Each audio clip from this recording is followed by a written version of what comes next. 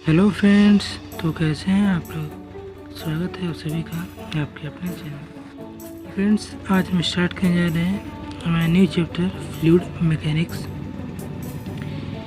इस चैप्टर में हम बात करेंगे प्रेशर के बारे में, फ्लूइड के प्रेशर क्या होते हैं, उनको हम फाइंड कैसे करते हैं, पास्कल्स लॉ, आर्किमिडीज प्रिंसिपल्स और बहुत सारे टॉपिक्स हैं जिसमें हम बात करेंगे। ये एक बहुत ही इंटरेस्टिंग चैप्टर है, तो चलिए शुरू करते हैं। सबसे पहले हम बात करते हैं फ्लूइड की। जानते हैं फ्लूइड होता क्या है। तो फ्लूइड को जानने से पहले हम जो सबसे बेसिक चीज़ होती है मैटर, उसको जानते हैं।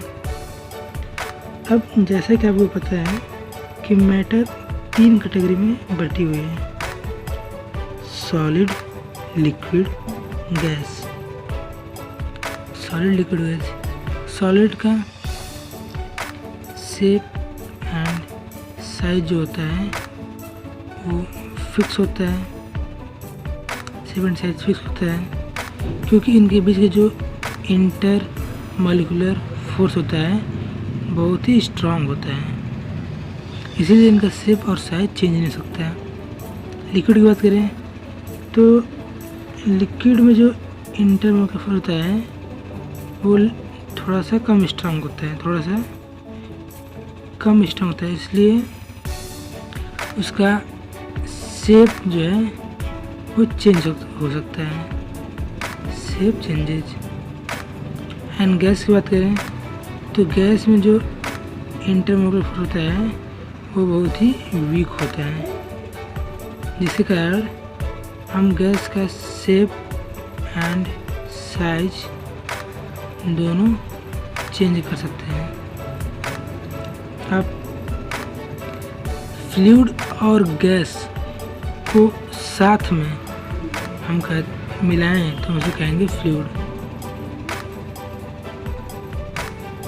फ्लूइड और गैस दोनों को हम साथ मिलाएं इसको हम कहते हैं फ्लूइड। फ्लूइड्स में जितने भी हम स्लैब पढ़ेंगे उसमें हम अधिकतर डील करेंगे लिक्विड के साथ, ठीक है, लेकिन उन लॉज में कुछ मॉडिफिकेशन के साथ हम उनको गैसेस के लिए भी यूज कर सकते हैं। अब फ्लूइड में जो लिक्विड्स होते हैं, फ्लूइड्स में जिस लिक्विड की बात करते हैं लिक्विड, उससे कुछ कंडीशंस होते हैं। कंडीशंस क्या है?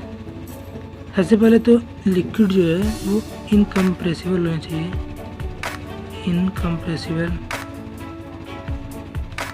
और नॉन विस्कस होना चाहिए, non viscous.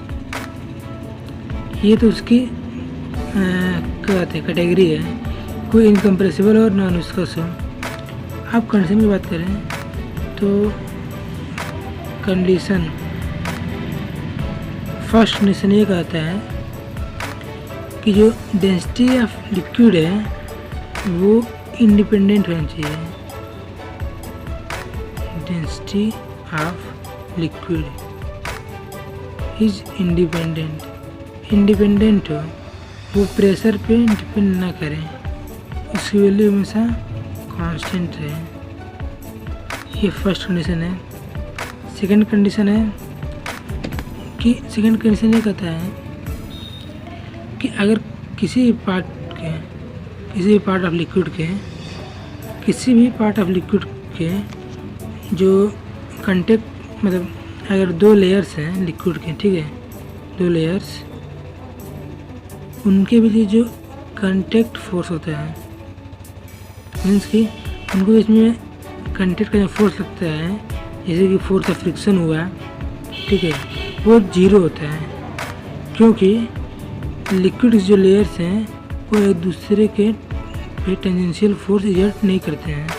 Layers do not exert tangential force exert नहीं करना चाहिए। मीन्स कि जो एक लेयर है, एक पार्ट ऑफ लिक्विड है, वो दूसरे पार्ट ऑफ लिक्विड के सरफेस ऑफ कंटेक्ट के परपेंडिकुलर हो।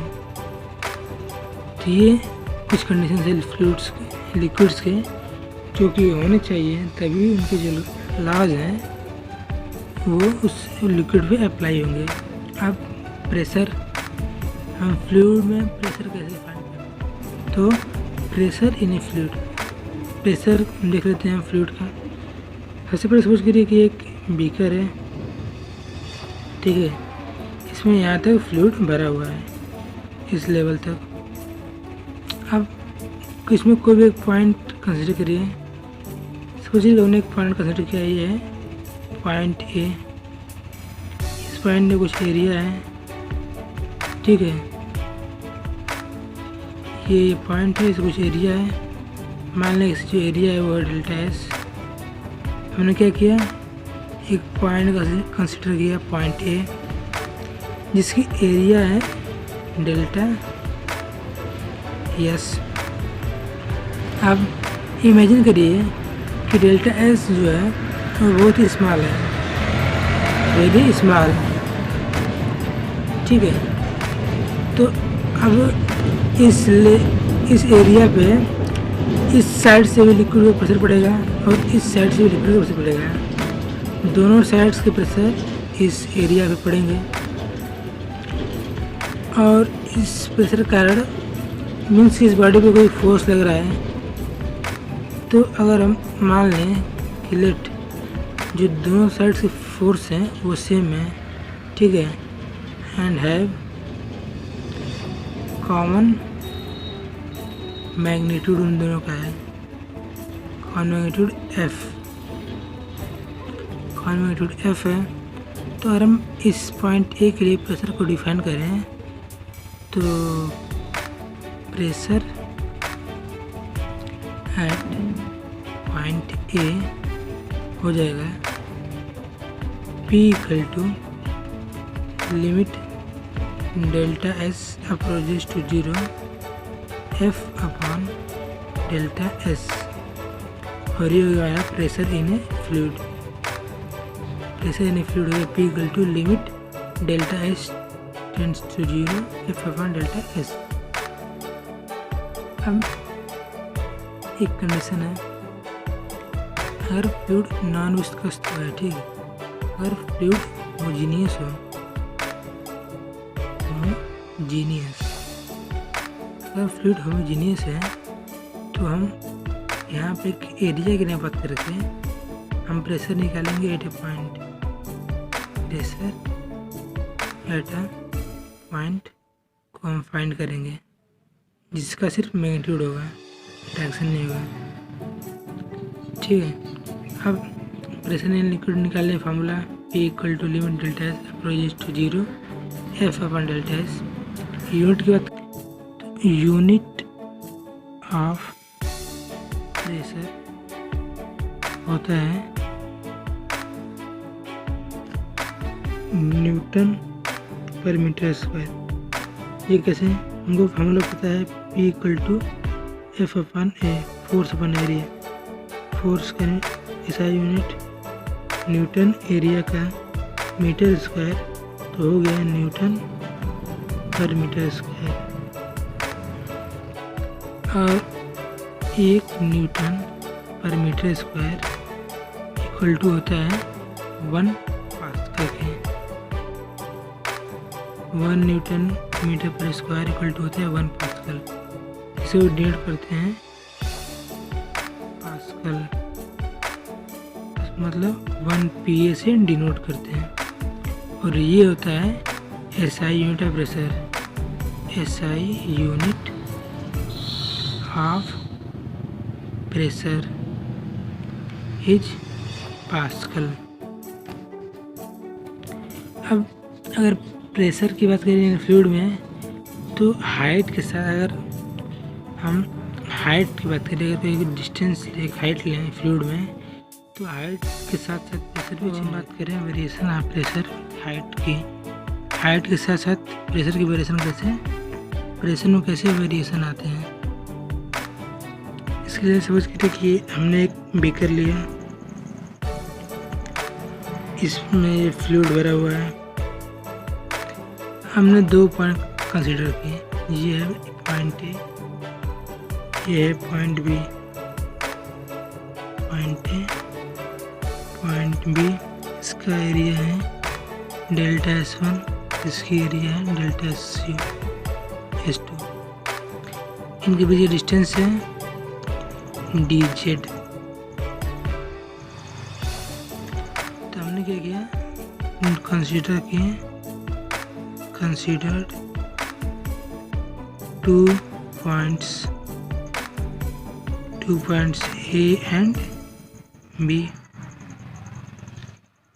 ए का एरिया है डेल्टा S1, B का एरिया है डेल्टा S2, और यहाँ पे delta S1 equal to delta S2 means की इक्वल टू डेल्टा S।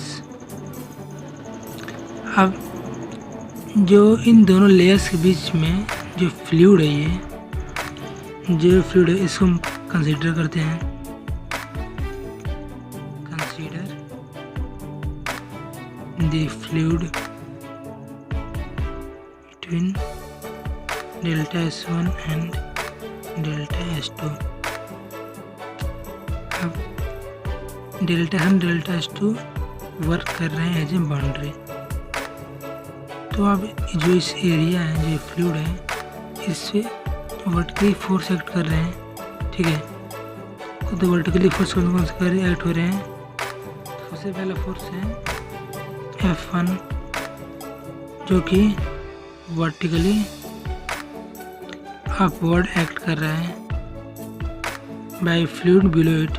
इस फ्लूइड का कारण जैसे फोर्स लग रहा है वो है F1 वर्टिकली अपवर्ड, ठीक है। और जो ये ऊपर का फ्लूइड है, इसी कारण फोर्स लग रहा है F2 वर्टिकली डाउनवर्ड, F2, ठीक है। फर्स्ट है F1 वर्टिकली अपवर्ड, सेकेंड है F2 वर्टिकली डाउनवर्ड, और थर्ड है उसका जो वेट है, वेट W जो कि वर्टिकली डाउनवर्ड है वो भी, ठीक है। अब हमने फोर्सेस फाइंड कर लिए इस फ्लूइड एरिया के लिए। अब सपोज करिए let pressure at point A is P, point P पे जो प्रेशर है वो P है, and at point B is P plus delta P plus dP। Then force F1 equal to हो जाएगा P delta S, and force F2 equal to हो जाएगा P plus dP delta S। अब अगर जो वॉल्यूम कंसिडर किया हमने, उसके एरिया जो फ्लूइड कंसिडर किया है उसकी वॉल्यूम निकालें, तो वॉल्यूम ऑफ फ्लूइड हो जाएगा length into area, area delta S, length dz, तो वॉल्यूम फ्लूइड हो गया डेल्टा S dz। अगर डेंसिटी ऑफ फ्लूइड रो है, ठीक है, तो मास ऑफ फ्लूइड हो जाएगा डेंसिटी इंटू वॉल्यूम। मास होता है density into volume means rho delta S dz। तो ये हो गया मास जो फ्लूइड हमने कंसिडर किया है। तो वेट W इक्वल टू होता है मास इंटू G। तो W इक्वल टू हो जाएगा रो डेल्टा S dz G। तो ये हो गया मास ऑफ फ्लूइड। अब अगर जो वर्टिकल इक्विलिब्रियम में फ्लूइड है, तो fluid is in vertical equilibrium means for vertical equilibrium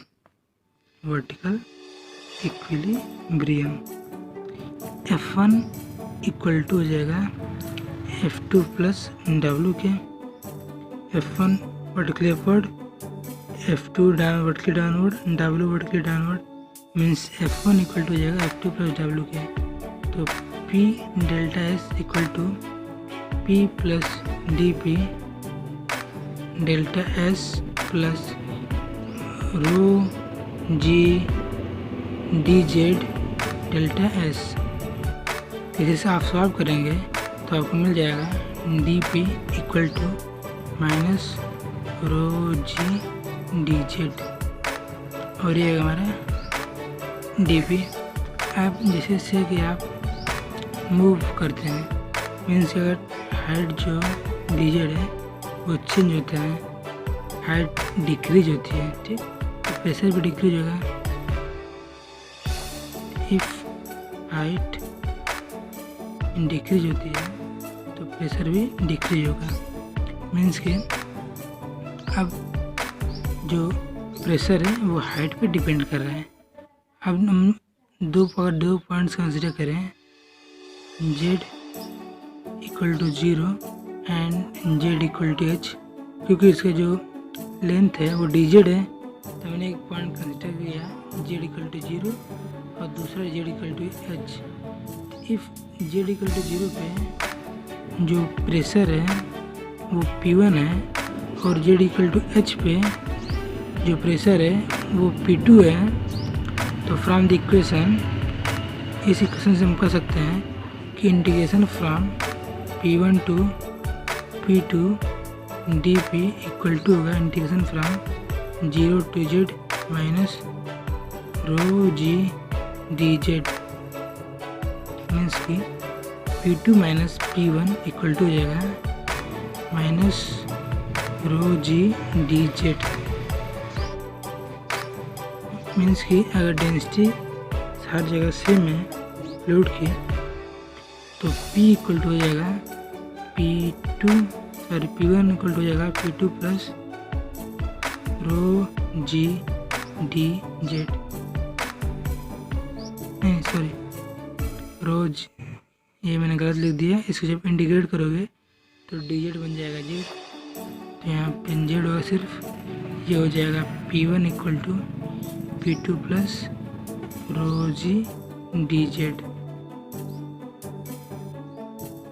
और ये हो जाएगा pressure at point P z equal to 0 to z equal to h तक। तो ये जो फार्मूलाज है, ये फार्मूला हुआ, फिर ये फार्मूला हुआ, ये इन फार्मूला का यूज़ करके आप किसी भी हाइट के लिए प्रेशर फाइंड कर सकते हो। अब यहाँ पर मैंने बात किया वर्टिकल के लिए, अगर हम सेम बात करें हॉरिजॉन्टल की, मीन्स की जो मैंने बीकर लिया था उसमें हम दो हॉरिजॉन्टल्स पॉइंट्स मान लें, पॉइंट ए और ये पॉइंट बी, और इन पॉइंट्स को हम ये सिलेंडर फाइंड करें, ठीक है। तो इन दोनों लेयर्स के बीच में जो ये फ्लूइड है इसके बारे में बात करते हैं। इसकी एरिया डेल्टा S1 है, इसकी एरिया डेल्टा S2, फिर से delta S1 equal to delta S2 के, मीन्स इक्वल टू है डेल्टा S के। तो जैसे कि हमने बात की तो वर्टिकल की, दूसरी बात करें हॉरिजॉन्टल के लिए। अब अगर प्रेशर की बात करें तो प्रेशर एट ए होगा P1 और प्रेशर एट बी होगा P2। यहाँ प्रेशर P1 है, यहाँ प्रेशर P2 है। P1 टूवर्ड्स राइट लेगा, P2 टूवर्ड्स लेफ्ट लेगा, तो P1 करंट जो फोर्स होगा वो होगा P1 delta S toward right, and B होगा P2 delta S towards left. P2 point B से जो फोर्स एग्जर्ट कर रहा है फ्लूइड पे। तो एट इक्विलिब्रियम समय फ्लूइड अगर इक्विलिब्रियम में है तो दोनों फोर्स इक्वल होंगे, तो एट इक्विलिब्रियम के time P1 delta S equal to होगा P2 डेल्टा S के, मीन्स की P1 इक्वल टू है P2 के।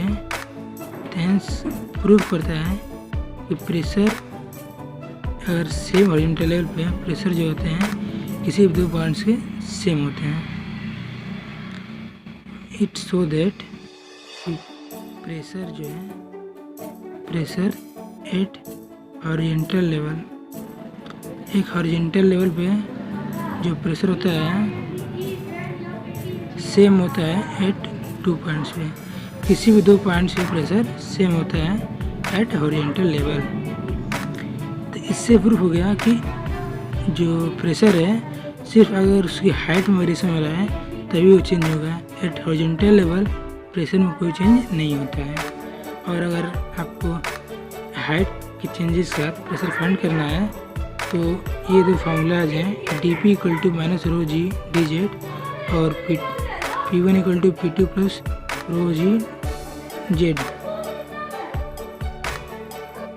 इन दोनों फार्मूला के बेसिस पे हम pressure at A height find कर सकते हैं। ये बात हुई प्रेशर इन ए फ्लूइड की। हम पास्कल ला क्या है? पास्कल ला सिर्फ और सिर्फ लिक्विड्स के लिए बना हुआ है। हालांकि इसको थोड़ा बहुत मॉडिफाई करके गैस के लिए भी यूज ला सकते हैं। तो पास्कल ला का सिंपल सा जो फंडा है यूज किया गया है। जैसे कि हमने अभी जो प्रेशर फाइंड किया है और उसमें जो वेरिएशन हो रहा है एट ए हाइट, तो इसमें एक बात समझने वाली थी। पहली बात, हॉरिजॉन्टल लेवल पे प्रेशर सेम रहता है और दूसरी बात ये कहता है कि अगर बॉडी का प्रेशर जितना यहाँ पे है और जितना यहाँ पे है उनके बीच का जो डिफरेंस है वो हमेशा बना रहना चाहिए। मीन्स कि अगर इस बॉडी पे एक्सटर्नल फोर्स लग रहा है, मीन्स कि अगर इस पॉइंट पे एक एक्सटर्नल फोर्स लग रहा है और इसका प्रेशर इंक्रीज हो रहा है तो इस पॉइंट का भी प्रेशर उतना इंक्रीज होगा जितना इस पॉइंट का प्रेशर इंक्रीज होगा।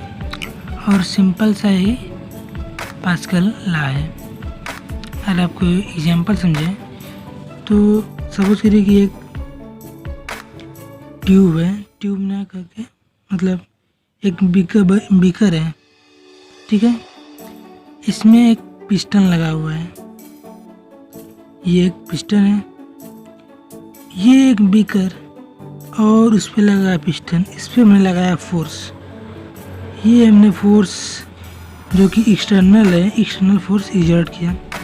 अब एक्सटर्नल फोर्स लगाएंगे तो क्या, सपोज करिए कि यहाँ पे एक पॉइंट है ए जो कि नियर द पिस्टन है और एक पॉइंट यहाँ पे बी। तो हमने पॉइंट ए पे फोर्स लगाया। जब हमने पॉइंट ए पे फोर्स लगाएंगे तो पॉइंट ए पे जो फोर्स होगा इंक्रीज होगा, सॉरी प्रेशर इंक्रीज होगा, प्रेशर इंक्रीज होगा by F by A pressure increase होगा। और सेम टाइम पे जो 8 पॉइंट बी पे प्रेशर था, 8 पॉइंट बी पे जो प्रेशर था वो भी इंक्रीज होगा by F by A. Means कि यहाँ प्रेशर बढ़ा तो प्रेशर यहाँ ही बढ़ेगा। ऐसा क्यों? क्योंकि अभी भी मैंने पढ़ा है कि pressure at B equal to होगा pressure at A plus rho g z height जो कि सेम रहेगी, जेड यहाँ पे कांस्टेंट रहेगा। क्योंकि जो हमने कंडीशन पहले कहा था कि लिक्विड जो है वो इनकम्प्रेसिबल है, इनकम्प्रेसिबल लिक्विड, ठीक है। तो जेड कांस्टेंट हो गया, रो की वैल्यू जो डेंसिटी है वो भी सेम रहेगी, जी तो सेम रहेगा। मीन्स कि अगर पी बी बढ़ रहा है तो पी ए भी बढ़ेगा, पी बी प्रोपोर्शनल हो जाएगा पी ए के। और इसी को कहते हैं पास्कल्स लॉ। अगर आप डेफिनेशन की बात करें तो पास्कल लॉ का डेफिनेशन लिख सकते हैं, if the pressure in a liquid is changed at a particular point, the change is transmitted to the entire liquid without being diminished in magnitude. Means कि अगर किसी पॉइंट पे प्रेशर चेंज हो रहा है तो इंटायर लिक्विड में pressure जो होगा सेम टाइम सेम चेंज होगा। मतलब कि अगर इसमें यहाँ पे इंक्रीज हो रहा है तो पूरे इंटायर लिक्विड में प्रेशर इंक्रीज होगा, यहाँ पे डिक्रीज हुआ तो पूरे इंटायर लिक्विड में प्रेशर डिक्रीज होगा। अब पास्कल लॉ के बहुत ही बढ़िया यूज़ हैं, जैसे कि पास्कल लॉ का यूज हाइड्रोलिक लिफ्ट में किया जाता है। हाइड्रोलिक लिफ्ट क्या है?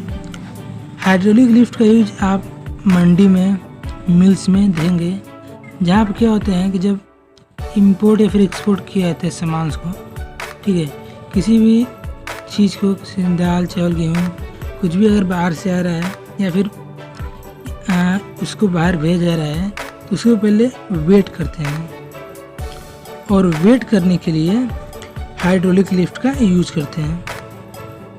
अब क्योंकि सामान जो होते हैं वो ट्रकों में लदे होते हैं तो उनको अलग से वेट करना बहुत मुश्किल होता है, तो क्या करते हैं कि पूरे ट्रक को ही, लोडेड ट्रक को ही वेट कर लेते हैं, और फिर उसके बाद जहाँ ट्रक का वेट होता है उसमें से माइनस करते हैं तो हमको सामान का वेट मिल जाता है। अब क्वेश्चन ये है कि उतने बड़े ट्रक को, वो भी लोडेड को, उठाए कैसे, उसका वेट कैसे करें, तो उसके लिए ये हाइड्रोलिक लिफ्ट को बनाया गया। अब देखिए हाइड्रोलिक लिफ्ट का प्रिंसिपल क्या है, वर्क कैसे करता है। जैसे कि एक लंबी सी पाइप रहती है कुछ इस तरह की, ठीक है, और इस पूरे पाइप में वाटर भरा होता है। एक तरफ का जो उसका क्रॉसिंग एरिया होता है वो छोटा होता है और दूसरी तरफ का बहुत बड़ा होता है, ठीक। तो ये है पॉइंट ए और ये है पॉइंट बी। इसका एरिया ऑफ क्रॉसिंग स्मॉल है, इसका एरिया ऑफ क्रॉसिंग लार्ज है। अब ये पिस्टन लगा हुआ है, ठीक है, और इसके ऊपर ये पिस्टन है और इसके ऊपर जो भी ट्रक हुआ और मतलब कोई भी चीज़ को हमको वेट करना हो वो इस पर रख जाता है। मान लीजिए कि ये ट्रक है जिसका हमको वेट फाइंड करना है। अब ट्रक अपने पोजीशन पे आके खड़ा हो गया, ये पूरे पाइप है, इसमें पूरा सब में लिक्विड भरा हुआ है, लिक्विड। तो इस पाइप में हमने पूरा लिक्विड भर दिया और एक यहाँ पे वाल लगा दिया, वाल्व, ठीक है, समझ, वाल्व बी। ये ए है, ये बी है, इसका एरिया ऑफ प्रोडक्शन A1 है, इसका एरिया ऑफ प्रोडक्शन A2 है। अब जब हमको इसको वेट करना होगा तो यहाँ पे इस एरिया ऑफ प्रोडक्शन, इस पिस्टन पे हम कुछ वेट रखेंगे जिसके कारण इस लिक्विड में फोर्स एग्जर्ट होगा और फिर वही फोर्स जाके इस ट्रक को उठाएगा और हमको पता चल जाएगा कि ट्रक का जो लोड कितना है।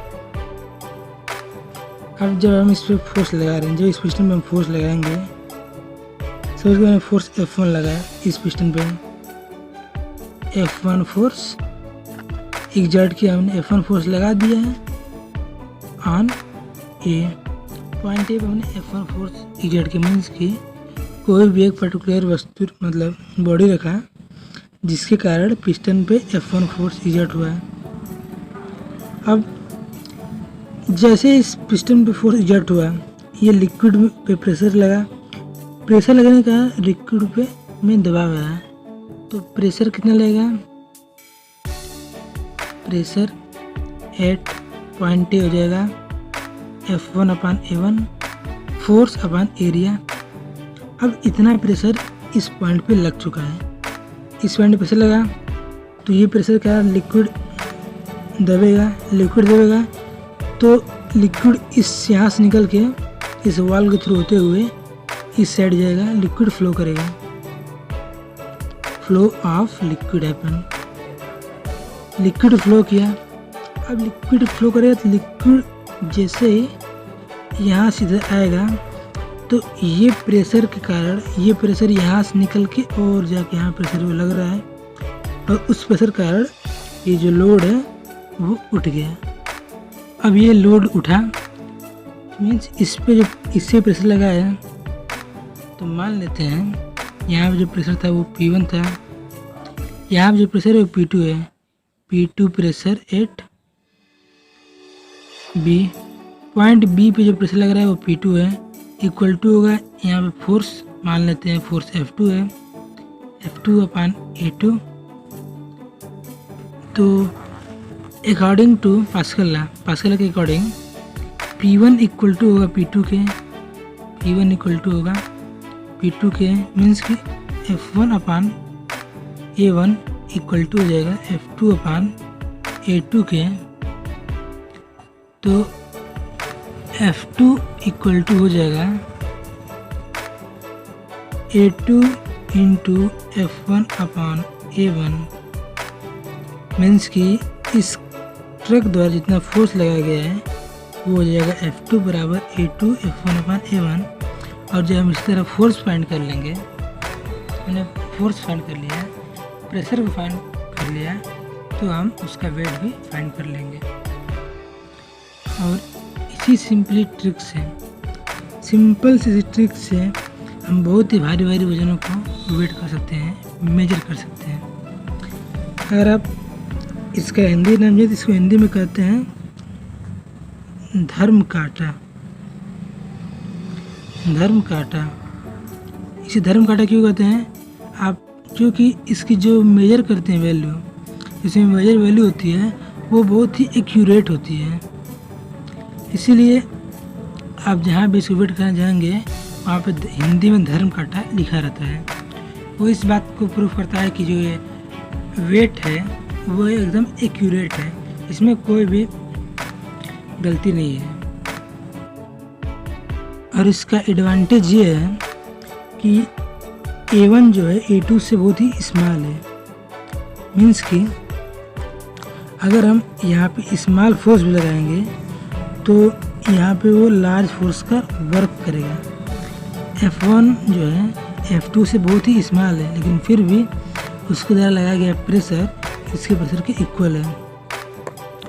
और इसी कारण से हम आसानी से किसी वेट को मेजर कर लेते हैं। और इसमें बहुत ही इम्पोर्टेंट बात, इस पूरे प्रोसेस में जो वर्क डन है वो 0 है। वर्क डन जो है वो 0 है। क्यों? क्योंकि सिंपली हमने यहाँ फोर्स लगाया, यहाँ फोर्स के कारण ये बॉडी उठी, और सिंपल सा लिक्विड का जो एक सिंपल सा लॉ होता है उसका यूज किया गया। तो आप देखिए, जो कि लिक्विड का बहुत ही मामूली सा सिंपल सा लॉ है, उससे हमने इतनी बड़ी प्रॉब्लम को सॉल्व कर दिया कि हम बहुत ज़्यादा वेट को मेजर कर लेंगे। तो फिजिक्स ऐसा ही है। फिजिक्स में छोटे छोटे लॉज का, जो कि आपको लगता है कि इसका बहुत ज़्यादा वैल्यू कीमत नहीं होगी, वो बहुत बड़े बड़े वर्क कर सकते हैं।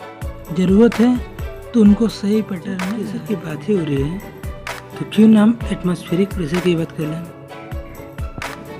तो एटमॉस्फेरिक प्रेशर जो होता है वो एटमॉस्फेयर का क्रिएटेड होता है, एटमॉस्फेयर ऑफ अर्थ के कारण। और जो अर्थ का एटमॉस्फेयर होता है बहुत ही लंबा, बहुत ही बड़ा होता है। अगर हाइट की बात करें तो इसकी हाइट जो होती है वो लगभग 200 किलोमीटर होती है, अबाउट 200 किलोमीटर इसकी हाइट होती है। अब इतनी ज़्यादा हाइट है, इतना ज़्यादा इसका बड़ा एरिया है, लेकिन इसके कारण जो प्रेशर लगता है किसी बॉडी पे वो बहुत ही मामूली होता है, स्मॉल होता है, जिससे वो ज़्यादा इफेक्ट नहीं पड़ता है। ठीक है। और जो एटमॉस्फेरिक प्रेशर है हमेशा किसी बॉडी पे परपेंडिकुलरली एक्ट करता है, परपेंडिकुलर एक्ट ऑन बॉडी। किसी बॉडी पे एटमॉस्फेरिक प्रेशर परपेंडिकुलर लगता है। तो अगर आप किसी पार्टिकल का या फिर किसी भी जगह का एटमॉस्फेरिक प्रेशर फाइंड करना चाहें तो उसके लिए आप कुछ ऐसे कर सकते हैं। मान लेते हैं कि कोई एक स्मॉल एरिया है, मान लीजिए स्मॉल एरिया है डेल्टा एस, और इस पर एटमॉस्फेरिक प्रेशर परपेंडिकुलरली एक्ट कर रहा है। अब इस एरिया पे एटमॉस्फेरिक प्रेशर लग रहा है, मीन्स कि एटमॉस्फेयर द्वारा इस एरिया पे फोर्स लग रहा है। अगर एटमॉस्फेयर द्वारा लगने वाला फोर्स एफ हो, यह फोर्स एटमॉस्फेयर द्वारा इस एरिया पे लग रहा है, तो इस एरिया पे जो एटमॉस्फेरिक प्रेशर एग्जर्ट हो रहा है वो हो जाएगा atmospheric pressure P naught equal to हो जाएगा limit delta S approaches to 0 F upon delta S, और ये होता है हमारा प्रेशर, एटमॉस्फेरिक प्रेशर। हमने प्रेशर फॉर्मूला क्या पढ़ा, P equal to limit delta S approaches to 0, जितना एरिया फोर्स लगा अपॉन एरिया, तो यहाँ पे फोर्स एफ है, एरिया डेल्टा एस है और पी नॉट एटमॉस्फेरिक प्रेशर है। तो सिंपली हमने इस स्मॉल एरिया डेल्टा एस के लिए एटमॉस्फेरिक प्रेशर कैलकुलेट कर लिया। लेकिन इतना छोटा छोटा करके अगर आप डेल्टा एस स्मॉल एरिया ले जाएँ तो इतने बड़े अर्थ का हर जगह पे आप एटमॉस्फेरिक प्रेशर नहीं पता कर सकते हैं। अब इसको पता करने के लिए क्या किया है, तो सबसे पहले ये पता किया गया है कि एटमॉस्फेयर के टॉप लेवल पे एटमॉस्फेरिक प्रेशर कितना होता है। ठीक है, तो एट टॉप लेवल जो एटमॉस्फेरिक प्रेशर होता है वो 0 होता है। क्यों?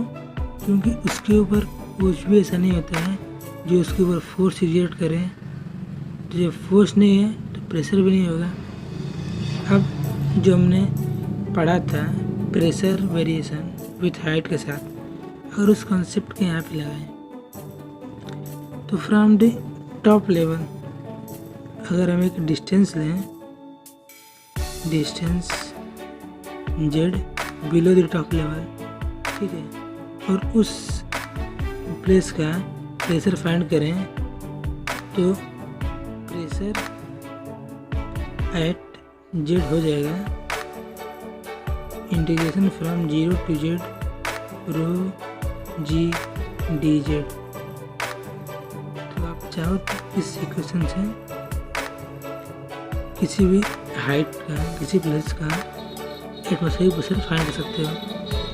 लेकिन यहाँ पे एक बात रिमेंबर करना, रो और जी की वैल्यू कांस्टेंट नहीं होगी, क्योंकि हाइट के वेरिएशन के साथ साथ डेंसिटी और ग्रेविटेशनल फोर्स जी की वैल्यू डिफरेंट होती है। अब ये डिफरेंस कारण हमको और दिक्कत होगी कि भाई हर जगह तो डिफरेंट है, तो हम फाइंड कैसे करेंगे। इसके लिए हमें एक प्रॉपर फार्मूला चाहिए। तो प्रॉपर फार्मूला के लिए एक इंस्ट्रूमेंट चाहिए जो उसको मेजर करे, तभी तो फार्मूला क्रिएट होगा। और एक तो इसी कॉन्सेप्ट को लेते हुए एक साइंटिस्ट हैं जिनका नाम था टॉरिसेली, एक साइंटिस्ट जिन्होंने एक इंस्ट्रूमेंट बनाया। तो उन्होंने एक इंस्ट्रूमेंट क्रिएट किया जिसका नाम है बैरोमीटर। अब इस बैरोमीटर की मदद से हम एटमॉस्फेरिक प्रेशर को मेजर कर सकते हैं। तो ये बैरोमीटर वर्क कैसे करता है और उसको देखें, तो उन्होंने सिंपली क्या किया, एक ट्यूब लिया, एक लंबी सी ट्यूब ली जिसकी लेंथ 1 मीटर थी और वो एक साइड से ओपन थी। अब इस ट्यूब में उन्होंने एक लेवल तक मरकरी फिल कर दिया। ये हमने ट्यूब लिया, ट्यूब में हमने मरकरी को फिल कर दिया और इस ट्यूब का एक एंड ओपन है। अब फिर उन्होंने क्या किया, एक कप लिया, मान लीजिए कप है, और इसमें भी मरकरी फिल कर दिया। ठीक है, अब इसमें मरकरी फिल करने के बाद उन्होंने क्या किया कि इस ट्यूब को जो ओपन एंड है इसको टेम्पररी किसी भी चीज़ से क्लोज कर लिया। मान लीजिए कि अंगूठे से दबा लिया, अंगूठे से इसको दबा दिया और फिर इसको उल्टा करके ला के इस कप में छोड़ दिया, कुछ इस तरह से। तो हमने इस ट्यूब को यहाँ से उठाया और शूं यहाँ पे ला के इसको इन्वर्ट करके उल्टा करके छोड़ दिया। अब जब हम इसको उल्टा करेंगे तो मरकरी का जो लेवल है वो कुछ नीचे आएगा ग्रेविटेशनल फोर्स के कारण। तो मान लीजिए कि कुछ इस लेवल तक अब मरकरी भरी हुई है, ये पॉइंट ए है। तो जब मरकरी का लेवल डाउन हुआ तो यहाँ पे एक खाली जगह बचा है और इस जगह पे एयर तो पहुँच नहीं सकता है क्योंकि यहाँ पूरी मरकरी भरी हुई है। तो यहाँ पे हम कहते हैं कि एक वैक्यूम क्रिएट हो गया, एक वैक्यूम क्रिएट हो गया। अब यहाँ पे एक वैक्यूम क्रिएट हो गया मीन्स कि प्रेशर 8 पॉइंट ए P8A हो गया 0, क्योंकि पॉइंट ए के ऊपर जो एरिया है वो वैक्यूम है। अब हम यहाँ पे जो बाहर कर्व है वहाँ पे एक पॉइंट लेते हैं, मान लीजिए पॉइंट सी, और सेम हॉरिजॉन्टल लेवल पे ट्यूब में एक पॉइंट लेते हैं, वो पॉइंट है मान लीजिए बी। अब अगर हम पॉइंट सी पे प्रेशर की बात करें तो pressure at point C equal to होगा एटमॉस्फेरिक प्रेशर के, जो कि इक्वल होगा पी नॉट के। अब सी और बी सेम हॉरिजॉन्टल लेवल पे हैं तो pressure at B equal to होगा प्रेशर एट सी के, इक्वल हो जाएगा प्रेशर पी नॉट के। हमको प्रेशर एट पॉइंट ए पता चल गया, प्रेशर एट पॉइंट बी पता चल गया। अगर इन दोनों के बीच का जो डिस्टेंस है वो h है तो अकॉर्डिंग टू जो फॉर्मूला पढ़ा है पी बी इक्वल टू हो जाएगा P A plus rho ji h. P B P naught है, पी ए की वैल्यू 0 है plus rho ji h. It means कि atmospheric pressure P naught equal to हो गया रो जी एच। हमको density of mercury पता है, जी की वैल्यू पता है और एच की वैल्यू को फाइंड करके मेजर करके हम एटमॉस्फेरिक प्रेशर फाइंड कर लेंगे। तो एज ए जब वो एक्सीडेंट परफॉर्म कर रहे थे उन्होंने जो एच का डिस्टेंस मेजर किया है वो होता है H equal to 76 centimetre. Means कि अगर एच की वैल्यू में 76 सेंटीमीटर पुट करें तो हमको atmospheric pressure P naught equal to हो जाएगा। मरकरी का डेंसिटी होता है 13.6 इंटू 10⁻³ kg/m³। जी की वैल्यू होता है 9.8 मीटर पर सेकंड स्क्वायर और हाइट 76 सेंटीमीटर है तो ये हो जाएगा 0.76 मीटर। अब इसको आप सॉल्व करो तो पी नॉट इक्वल टू हो जाएगा 1.01 इंटू 10⁵ पास्कल और ये इक्वल टू होता है 1 ATM के।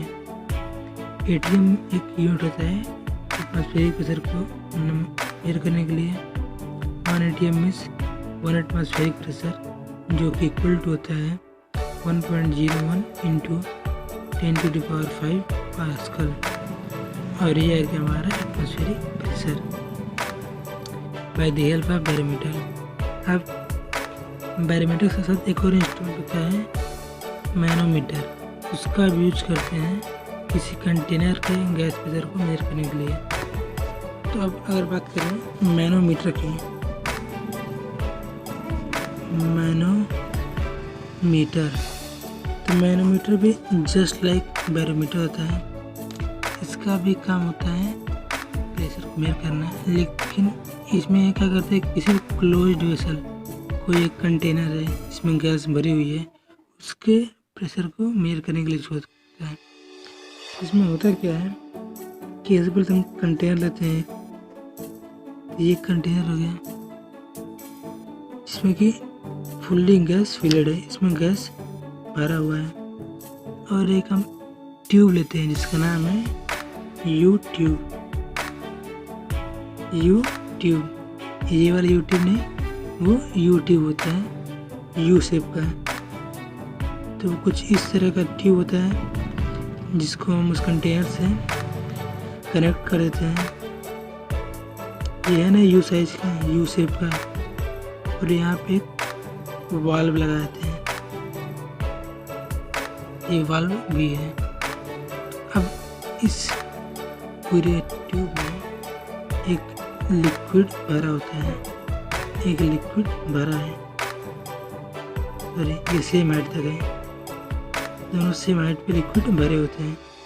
ठीक है, अब जैसे ही वाल्व को हम ओपन करते हैं, यहाँ पे वाल्व क्या है, वी क्लोज है।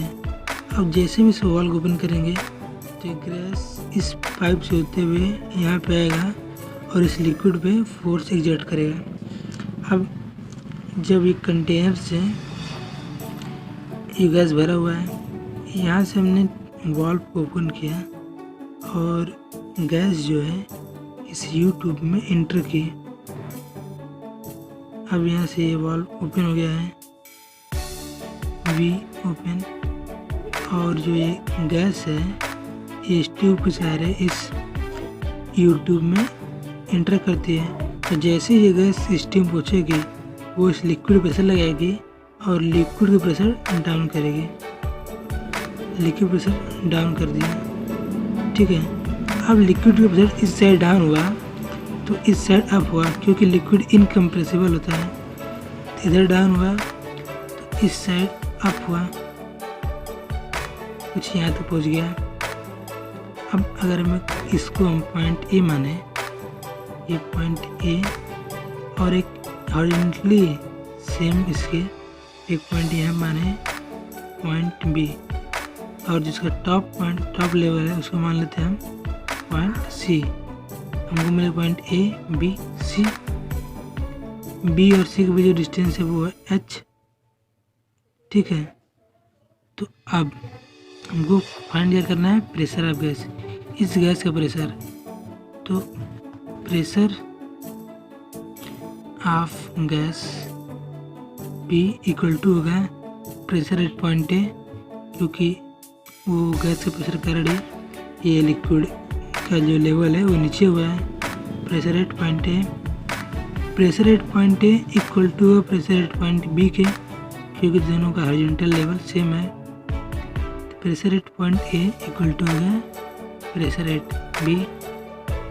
अब pressure at B equal to कितना होगा, pressure at C plus rho ji H according to formula, pressure at C plus rho ji H. अब जो सी है ये ओपन ट्यूब है, ठीक है, तो सी एटमॉस्फेयर के कांटेक्ट में है, तो इस पर जो फोर्स लगेगा वो इक्वल टू होगा एटमॉस्फेरिक प्रेशर के, मीन्स कि ये इक्वल टू हो जाएगा पी नॉट प्लस रो जी एच, मीन्स कि pressure of gas P equal to हो गया एटमॉस्फेरिक प्रेशर प्लस रो जो उस लिक्विड की डेंसिटी होगी, जी की वैल्यू हमको पता है, और एच जो हाइट हम कैलकुलेट करेंगे, और इस वैल्यू को पुट करके हम किसी गैस का प्रेशर को फाइंड कर सकते हैं। और ये होता है एच, यहाँ पे ये बी सी की लेंथ है, ठीक है, तो ये प्रोसेस होता है मैनोमीटर का। मैनोमीटर भी जस्ट लाइक बैरोमीटर वर्क करती है, बस डिफरेंस ये है कि हम बैरोमीटर का यूज करते हैं एटमॉस्फेरिक प्रेशर फाइंड करने के लिए, और मैनोमीटर का यूज करते हैं किसी भी कंटेनर का जिसमें गैस कंटेनर उसका प्रेशर मेजर करने के लिए। और pressure of container gas P equal to होता है पी नॉट रो जी एच। अब P minus P naught equal to rho, अगर इसको हम पी नॉट की साइड लाएँ तो P minus P naught equal to हो जाएगा रो जी एच के, और इस वैल्यू को जो ये प्रेशर है पी माइनस पी नॉट, इसको कहते हैं गॉज प्रेशर, इस प्रेशर को कहते हैं गॉज प्रेशर। तो किसी किसी क्वेश्चन में आपको सिर्फ गॉज प्रेशर दे देगा और हाइट दे देगा, या फिर गॉज प्रेशर देगा और आपको पूछेगा कि आप उसकी जो है एच की वैल्यू पूछ देगा आपसे, या फिर सिंपली एच की वैल्यू देगा, रो और जी की वैल्यू देगा और आपसे पूछेगा कि प्रेशर आप गैस फाइंड करिए। तो उस कंडीशन में आप क्या करेंगे कि रो जी एच की वैल्यू दी होगी, पी नॉट की वैल्यू पता होगी, तो इस फॉर्मूले में पुट करके आप प्रेशर फाइंड कर सकते हैं। या फिर आपको किसी भी प्लेस का प्रेशर दिया होगा, हाइट दी होगी, इस फॉर्मूले से आप जो एटमॉस्फेरिक प्रेशर है वो फाइंड कर सकते हैं। या फिर आप सिर्फ सिंपली प्रेशर आप गैस दे देगा, गॉज प्रेशर देगा और आपसे एटमॉस्फेरिक प्रेशर पूछ देगा। तो ये सारे कंडीशन हो सकते हैं क्वेश्चन को पूछने के लिए, और ये सारे कंडीशन पे ये फार्मूला एप्लीकेबल होगा। इन फार्मूला को लगा के आप आसानी से अपनी वैल्यू को फाइंड कर सकते हैं। तो इस तरह से हम एटमॉस्फेरिक प्रेशर और बैरोमीटर के बारे में जान गए, मैनोमीटर के बारे में जान लिया। तीसरी तो बात हो गई प्रेशर की, गैस की। भाई गैस की बात हो गई, अब लिक्विड की बात कर लें। तो आप जैसे लिक्विड का नाम लेते हैं, लिक्विड के प्रिंसिपल के बारे में बात करते हैं, तो सबसे पहला जो प्रिंसिपल किसी भी बच्चे के माइंड में आता है वो है आर्किमिडीज प्रिंसिपल। आप किसी भी 10th तक के स्टूडेंट के बच्चे से अगर आप लिक्विड प्रेशर, लिक्विड प्रिंसिपल के बारे में पूछेंगे तो 90 में से 70% बच्चे नाम बताएंगे आर्किमिडीज प्रिंसिपल का है, क्योंकि बहुत ही बढ़िया प्रिंसिपल होता है और हमको छोटे लेवल से बताया जाता है आर्किमिडीज प्रिंसिपल के बारे में। आर्किमिडीज प्रिंसिपल बहुत ही आसान प्रिंसिपल है। आर्किमिडीज के अनुसार आप अगर किसी बॉडी को पार्शली या फुल्ली, आधा या फिर पूरी रूप से अगर किसी लिक्विड में डिप कर देना है, लिक्विड में डालते हैं, तो जो लिक्विड है उस बॉडी पे एक फोर्स एक्सर्ट करता है। जैसे कि मान लीजिए हमने एक बीकर लिया, ये बीकर है, इसमें फुल्ली वाटर भरा हुआ है, ठीक। अब इसमें आप एक पार्टिकल डालें, या तो आधा डूबा या फिर पूरा डूबा। मान लीजिए हमने एक पार्टिकल ले लिया, ये फुल्ली रूप से इसमें डिप्ड है। अब अगर आप इस पार्टिकल का किसी भी एक स्मॉल पार्ट को लेंगे, मान लीजिए हल्का छोटा स्मॉल पार्ट में लिया ये, तो इस पार्ट पे जो इस वाटर या लिक्विड द्वारा जो फोर्स लगेगा वो इसके परपेंडिकुलरली एक्ट करेगा, और जो फोर्स होगा एट दैट पॉइंट, इस पॉइंट में जो फोर्स होगा इक्वल टू प्रेशर के और इस स्मॉल एरिया के मल्टीप्लिकेशन के, pressure into area at that point. इस तरह से इस पॉइंट पे लगा है, यहाँ भी लगेगा फोर्स, यहाँ भी लगेगा, यहाँ भी लगेगा, यहाँ भी लगेगा, यहाँ। इस तरह पूरे पार्ट पे हर जगह फोर्स जो है परपेंडिकुलर सरफेस पे एक्ट करेगा। अब अगर हम इन सभी फोर्सेस का मैग्नीट्यूड फाइंड करके और उनको ऐड करें, तो जो रिजल्टेंट फोर्स आएगा, उसको हम कहते हैं फोर्स ऑफ बायोवेंसी या फिर बायोवेंस फोर्स। और इसी फोर्स के बेसिस पे आर्किमिडीज प्रिंसिपल बेस्ड है, फोर्स ऑफ बायोवेंसी, या फिर इसको आप बायोएंट फोर्स भी कह सकते हैं। अब आर्किमिडीज प्रिंसिपल भी यही कहता है, आर्किमिडीज प्रिंसिपल कहता है कि मान लीजिए आपने एक बीकर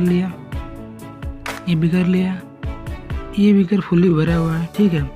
इसमें आप कोई भी पार्टिकल डालते हैं, या तो फुल्ली या पार्शली। जैसे कि मान लें यहाँ पे लिक्विड की जगह वाटर है, वाटर भी एक लिक्विड है, ठीक है। तो पूरा पानी भरा हुआ है इसमें। अब इसमें आपने अगर एक प्लास्टिक की बॉल यहाँ पे रखते हैं, तो वो हल्का सा डिप होगा, हल्का अंदर जाएगा और उस फ्लोट करने लगेगा, मीन्स कि वो पार्शली डिप है। अब वहीं पे आप कोई दूसरी बॉल लेते हैं रबड़ की, कॉस्को की, तो उस बॉल का वेट ज़्यादा होगा, तो वो बॉल अंदर चली जाएगी तो फुल्ली डिप कहलाएगी। अब जब बॉल इस पानी के अंदर जाती है, ठीक है, तो बॉल का भी कुछ शेप और साइज होगा, तो भी जगह लेगा, तो अपनी जगह कवर करेगा, तो इसके कारण जो वाटर है वो बीकर से बाहर निकलेगा। ठीक है, अब ध्यान दीजिएगा जो वाटर फ्लूइड है वो रेस्ट में है। ठीक है, तो अब जैसे ये बॉल इसके अंदर आई, ये जितना लिक्विड है वो इसके ऊपर एक अपवर्ड की तरफ फोर्स लगाएगा, अपवर्ड फोर्स लगाएगा, और वो उस अपवर्ड फोर्स को हम कहते हैं फोर्स ऑफ बायोएंसी, फिर बायोएंट फोर्स, फोर्स ऑफ बायोएंसी या फिर बायोएंट फोर्स। ठीक है, अब और ये फोर्स ऑफ बायोएंट है वो इक्वल टू होगा जितना फ्लूइड डिस्प्लेस हुआ, मीन जितना वाटर फ्लूइड बाहर निकलेगा, डिस्प्लेस होगा, इतने फ्यूल के वेट के बराबर होगा ये फोर्स ऑफ बायोएंसी। और यही है आर्किमिडीज प्रिंसिपल। अगर आप डिफिनेशन की बात करें तो डिफिनेशन लिख सकते हैं, when a body is partially और fully dipped into a fluid at rest, fluid rest, the fluid exert an upward force of buoyancy equal to weight of displaced fluid। जो फ्लूइड डिस्प्लेस है उसके equal to होगा, और यही है बायोएंट force. Archimedes principal जो है वो एक डिपेंडेंट प्रिंसिपल है, एक डिपेंडेंट प्रिंसिपल है, मीन्स कि आर्किमिडीज प्रिंसिपल जो है वो न्यूटन्स के लॉ ऑफ मोशन पे डिपेंड करता है। प्रिंसिपल डिपेंड करता है, depend on Newton law of motion, क्योंकि न्यूटन के लॉ का यूज़ करते हैं हम आर्किमिडीज प्रिंसिपल को फाइंड करने में, प्रूफ करने के लिए। अब जो फार्मूला है आर्किमिडीज प्रिंसिपल का, मतलब जो न्यूटन लॉ से डिराइव किया फार्मूला है, वो बहुत सिंपल सा है। तो वो कुछ इस तरह है कि सबसे पहले हम इस बॉडी पे लगने वाला फोर्स को फाइंड करेंगे। ठीक है, लेकिन उससे पहले क्या करेंगे, मान लीजिए ये बीकर है हमारा, या फिर एक दूसरा फिगर बनाते हैं। अब मान लीजिए बीकर है, ठीक है, इसमें एक ये बॉल हमने पास फुल्ली डिप करी है। अब ये बॉल अपने का कुछ शेप होगा, कुछ वॉल्यूम होगा। ठीक है, तो बॉल अपना एक स्पेस, एक जगह कवर करेगा, और उतना जगह इस वाटर का जो लिक्विड है वो उतना वेट का जो लिक्विड है वो बाहर निकल गया। अब यहाँ पे हम करेंगे क्या, हम सपोज करेंगे कि हम इस बॉडी को रिप्लेस कर देते हैं बाय फ्लूइड, सेम फ्लूइड से अगर हम बॉडी को रिप्लेस कर दें, मीन्स कि हम इस जितना ये जगह स्पेस बॉडी कवर किया है, जितने से वॉल्यूम है, उतने वॉल्यूम को उतने शेप में सेम फ्लूइड हम यहाँ पे रख देते हैं। मीन्स कि अब सही पार्ट्स होमोजेनियस जाएंगे और सही पार्ट जो हैं वो इन इक्विलिब्रियम है, ऑल पार्ट्स इक्विलिब्रियम हो जाएंगे, क्योंकि हमने बॉडी को सेम लिक्विड से रिप्लेस कर दिया है, तो सभी पार्ट जो है वो इक्विलिब्रियम में हो जाएंगे, इक्विलिब्रियम। अब इस बॉडी पे फोर्स जो लग रहा है वो सेम होगा जो उस बॉडी पे लगता था, मीन्स कि जो यहाँ फ्लूइड है उस पर उतना फोर्स लगेगा इस बाकी फ्लूइड के कारण जो पहले यहाँ पे जो बॉडी थी उसमें लगता था। तो फोर्सेस क्या लेंगे, जो सबसे पहला फोर्स लगेगा, फोर्सेस सबसे पहले तो mg जो उसका वेट है, mg डाउनवर्ड तरफ फोर्स लगेगा उसका। दूसरा फोर्स क्या है, बायोएंट फोर्स b, बायोएंट फोर्स जो कि फ्लूइड का लगेगा बायोएंट फोर्स, और वो भी अपवर्ड डायरेक्शन में। ठीक है, हमने फ्लूइड को सब्स्टिट्यूट किया है, तो पूरा जो फ्लूइड है वो इक्विलिब्रियम में आ गया है, ठीक। अब जो जब पूरा फ्लूइड इक्विलिब्रियम में है तो जो दोनों फोर्सेस हैं, बोथ फोर्सेस, उनको एक तो वो सेम होंगे, बोथ फोर्सेस, दोनों फोर्स हैं वो तो सेम होंगे, प्लस उनका जो डायरेक्शन है वो अपोजिट है, एंड इन अपोजिट डायरेक्शन, दोनों अपोजिट डायरेक्शन में, मीन्स कि जो B इक्वल टू हो जाएगा mg के, कि जितना mg लग रहा है उतना भी अपोजिट तरफ लग रहा है, और इन दोनों के इक्वल होने के कारण ये फ्लूइड इक्विलिब्रियम में है, मीन्स कि फ्लूइड इक्विलिब्रियम में तभी ये दोनों इक्वल हैं। और यही सिंपली होता है बायोवेंट फोर्स। बायोवेंट फोर्स मीन्स कि अगर आप देखें तो बायोवेंट फोर्स जितना फ्लूइड डिस्प्लेस हुआ है उसके वेट के इक्वल तो है। साथ ही साथ आप ये भी कर सकते हैं जितना बॉडी का वेट है उसके इक्वल ही बायोवेंट फोर्स है, मीन्स कि बॉडी का वेट और डिस्प्लेस्ड फ्लूइड दोनों का जो वेट है वो सेम है। और यही सिंपल सा है आर्किमिडीज प्रिंसिपल।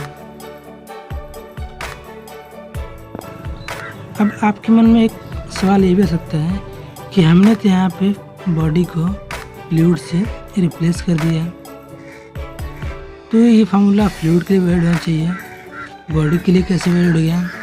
तो भाई सुनो, हमने पहले ही कहा था कि जो फ्लूइड है वो जितना सिर्फ बॉडी कवर कर रहा है उतना ही सिर्फ फ्लूइड भी कवर कर रहा है, मीन्स कि फ्लूइड की जो बाउंड्री होगी उस पर जितना प्रेशर लगेगा उतना ही प्रेशर उस बॉडी के बाउंड्री पे भी लगेगा, मीन्स कि जो प्रेशर है वो या तो फ्लूइड है फिर बॉडी हो वो इक्वल है। इट मीन्स कि हम या तो फ्लूइड रखें या बॉडी रखें कोई फ़र्क नहीं पड़ता है अगर फ्लूइड इक्विलिब्रियम में है। अब आर्किमिडीज प्रिंसिपल का मेन होता है बॉडी को फ्लोट करने के लिए फ्लोटेशन में। तो फ्लोटेशन की बात करें हम, तो फ्लोटेशन दो टाइप के होते हैं। एक तो बॉडी फुल्ली डिप्ड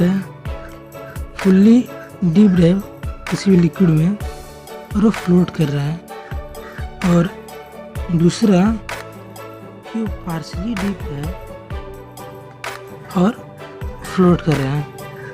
ठीक है, ये फ्लोटेशन के दो टाइप हैं, एक तो फुल्ली डीप होकर फ्लोट कर रहा है, एक पार्शली डीप होकर फ्लोट कर रहा है, मीन्स कि एक पूरी तरह से अंदर जा चुका है और फिर फ्लोट कर रहा है, तैर रहा है, और एक उसका आधा पार्ट लिक्विड के अंदर है और आधा पार्ट लिक्विड से ऊपर है, बाहर है, तो वो लिक्विड के ऊपर सरफेस पे तैरेगा, उसको कहते हैं पार्शली डीप। अब सबसे पहले अगर फ्लोटेशन देखें आप, तो फ्लोटेशन कहता है कि अगर आप एक सॉलिड बॉडी को वाटर में डिप करते हो, ठीक है, अब वो फुल्ली डिप होगा पार्शली डिप होगा वो तो उस बॉडी के ऊपर है। ठीक है, आपने सिर्फ सॉलिड बॉडी को वाटर में डिप किया। अब जो फोर्स ऑफ बायोवेंट है B अगर इक्वल टू हो गया वेट ऑफ सॉलिड के, अगर इक्वल टू हो गया वेट ऑफ सॉलिड के, देन जो बॉडी है then the body will float, तब जो बॉडी है वो फ्लोट करेगी। अगर ऐसा नहीं है तो बॉडी जाके सरफेस जो लोअर सरफेस है उस पर जाके बैठ जाएगी। ठीक है, बॉडी फ्लोट करेगी, और साथ ही साथ सॉलिड रिमेन इन इक्विलिब्रियम होना चाहिए, सॉलिड हमेशा इन इक्विलिब्रियम होना चाहिए, तो इसको कहते हैं फ्लोटेशन। अब फुल्ली डीप फ्लोटेशन क्या होता है और पार्शली डीप फ्लोटेशन क्या होता है, देखिए ध्यान सुनिएगा। तो आर्किमिडीज प्रिंसिपल कहता है कि जो डेंसिटी ऑफ फ्लूइड होती है, डेंसिटी ऑफ सॉलिड, अगर डेंसिटी ऑफ फ्लूइड से स्मॉलर है, मीन्स कि छोटी है, देन जो बॉडी है वो पार्शियली डिप्ड फ्लोटेशन करेगी।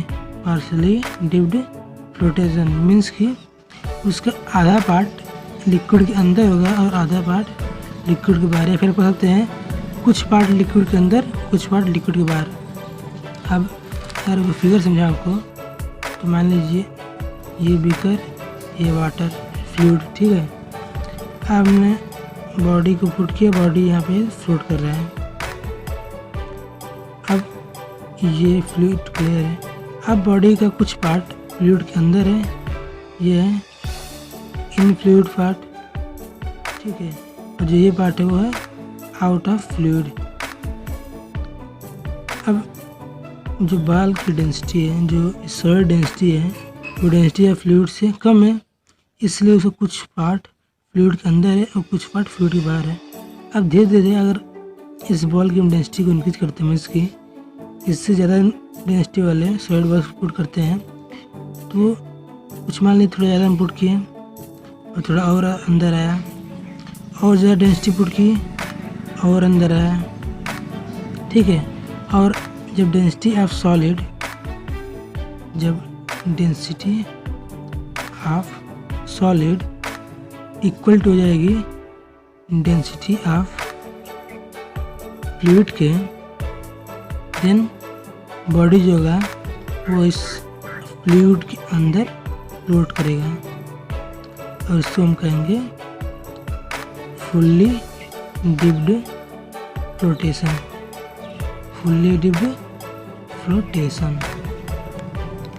तो ये हो गए दो type flotation, partially dip flotation और फुल्ली डिप फ्लोटेशन। मीन्स कि अगर सॉलिड की डेंसिटी फ्लूइड डेंसिटी से कम है तो पार्शली डिप फ्लोटेशन करेगा, और अगर सॉलिड की डेंसिटी फ्लूइड की डेंसिटी से इक्वल है तो फुल्ली डिप फ्लोटेशन करेगा। अब जनरल लाइफ में देखेंगे तो ज़्यादातर आपकी जो बॉडीज हैं वो पार्शियल डिप फ्लोटेशन करते हैं, ठीक है। बहुत जनरल लाइफ में बहुत कम ऐसी चीज़ें होती हैं जो फुल्ली डिप्ड फ्लोटेशन करते हैं। तो ये हो गया फ्लोटेशन। फ्लोटेशन में आर्गोनिक प्रिंसिपल का पूरा यूज हो रहा है, ठीक है। तो हमने अब तक दो फार्मूले समझ लिए। पहला फार्मूला हमने क्या समझा, P1 equal to P2 plus rho GH। दूसरा formula B equal to mg। ये दोनों फार्मूला तभी एप्लीकेबल है जब लिक्विड रेस्ट में हो, मीन्स कि लिक्विड इक्विलिब्रियम में हो। लेकिन सपोज करें अगर ये लिक्विड एक्सेलरेट हो रहा हो, लिक्विड में एक्सेलरेशन हो, तो जो ये दोनों फार्मूला हैं इनमें कुछ चेंजेस आएंगे। तो हम अब उन चेंजेस देख लेते हैं कि अगर फ्लूइड एक्सेलरेट हो रहा है तो प्रेशर डिफरेंस और बायोएंट फोर्स में क्या है difference and buoyant force in accelerating fluid. इसमें आप एक कंडीशन मानते हैं। सपोज हमने एक कंडीशन ली है ए, जिसमें कि जो लिक्विड है वो प्लेस्ड है एक एलिवेटर में, लिक्विड को हमने एक एलिवेटर में रख दिया है, ठीक है। अब हमको उस लिक्विड का जो प्रेशर डिफरेंस है और जो बायोएंट फोर्स है उसको फाइंड करना है। तो ये फिगर देखिए, तो मान लीजिए ये एक एलिवेटर है और इसमें हमने एक बीकर में लिक्विड रखा है। ये बीकर रखा हुआ है और इसमें लिक्विड भरा हुआ है। जैसे कि हमने प्रेशर डिफरेंस फाइंड करने के लिए दो पॉइंट्स लेते हैं और उनके अलावा इस्तेमाल ले लिया था, वैसे फिर हम दो पॉइंट लेते हैं। ये पॉइंट है, ये पॉइंट बी एंड ए, और इन दोनों पॉइंट जो इस्तेमाल लिया है उनके मिला के एक सिलेंडर फॉर्म कर लेते हैं कुछ इस तरह का। ये एलिवेटर जो है A0 एक्सेलरेशन से ऊपर जा रहा है। एक्सेलरेशन ऑफ एलिवेटर जो है वो A0 है। अब A0 एक्सेलरेशन से एलिवेटर ऊपर जा रहा है। हमने दो पॉइंट्स कंसिडर किए हैं, ए और बी। अगर मान लें लेट जो प्रेशर एट पॉइंट ए जो है, पॉइंट ए जो प्रेशर है वो अगर P1 है और प्रेशर एट पॉइंट बी जो है वो P2 है। बी ए पे प्रेशर P1, बी पे प्रेशर P2।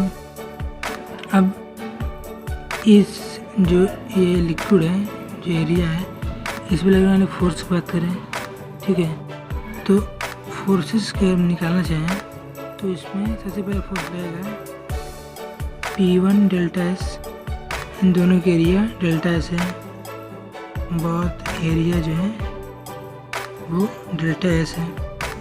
तो पहला लगेगा P1 डेल्टा एस इस पॉइंट ए पे जिसके नीचे फ्लूइड है उससे कारण अपवर्ड की तरफ।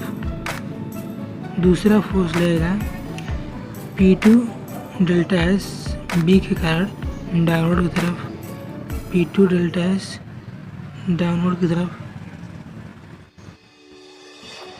अब तीसरा फोर्स लगेगा, तीसरा वेट इसका mg नीचे की तरफ। थर्ड जो वेट है mg जो कि इक्वल टू होगा डेल्टा एस रो जी जेड के इक्वल, रो जी जेड के इक्वल। यहाँ पे जेड जो है वो इन दोनों के बीच का डिफरेंस है जेड, और ये भी डाउनवर्ड की तरफ होगा, डाउनवर्ड। अब ये तब कंडीशन में लगे इस कंटेंट पर लगने वाले फोर्सेस। अब अगर हम न्यूटन सेकेंड लॉ का यूज करें, न्यूटन सेकेंड लॉ के अकॉर्डिंग, मतलब according to Newton second law, total force means कि P1 delta S minus P2 delta S minus mg equal to होगा ma नॉट के।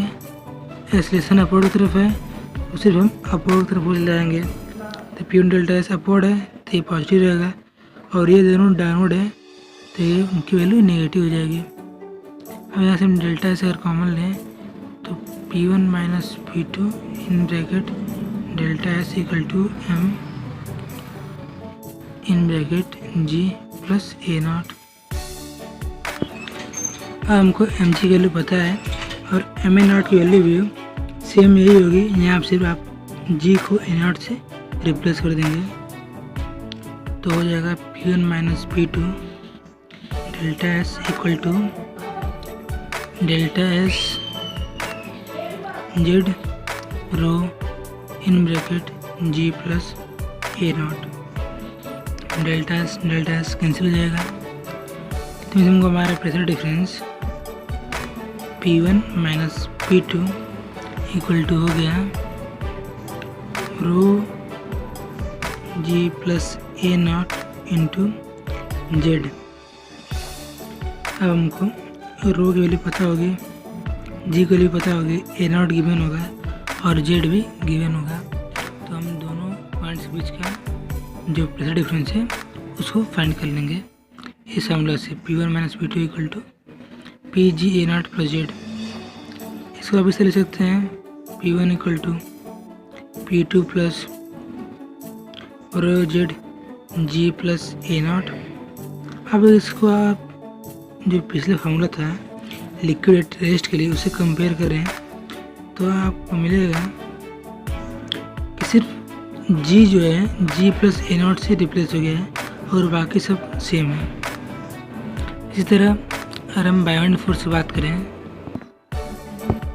तो बायोंड फोर्स में क्या होगा कि हम मान लीजिए फिर से हम क्या करते हैं, ये एलिवेटर हो गया, ये बीकर हो गया और इसमें हमने एक बॉल डिप करा दी, कोई पार्टिकल डिप करा दिया। अब इस मान लेते हैं कि हम जो लिक्विड की डेंसिटी है वो रो है, डेंसिटी ऑफ लिक्विड रो है। फिर से हमने इस वाटर को सपोज कर लिया सेम लिक्विड से रिप्लेस कर दिया और जो सारे फॉर्मूले लगाए थे सब सेम वही फंडा लगाया है। इस पर भी फोर्स से बाउंस लग रहा है अपवर्ड की तरफ। तो अब इस बॉडी पे लगने वाले फोर्सेस हम फाइंड करें तो फोर्स ऑन बॉडी या फिर सब्स्टिट्यूटेड लिक्विड, क्योंकि उन्हें लिक्विड बॉडी को फिर से लिक्विड से सब्स्टिट्यूट कर दिया है। तो लिखेंगे हम फोर्स ऑन सब्स्टिट्यूटेड लिक्विड। तो अब इससे फोर्स क्या लग रहा है? सबसे पहला बायोवेंट फोर्स बी जो कि अपवर्ड तरफ लगेगा, बायोवेंट फोर्स बी। और दूसरा क्या लगेगा? दूसरा लगेगा वेट mg। तो फिर से अगर मैं यहाँ पे एक न्यूटन का सेकंड लॉ लगाएं तो according to Newton second law b minus mg equal to होगा m a नॉट के, मीन्स कि buoyant force b equal to हो जाएगा m in bracket g plus a naught. तो सिंपली जैसे कि प्रेशर डिफरेंस में हुआ था, बायोवेंट फोर्स में भी रेस्ट के लिए फार्मूला था b इक्वल टू mg, और एक्सेलेरेशन के लिए फार्मूला है b equal to m g plus a not.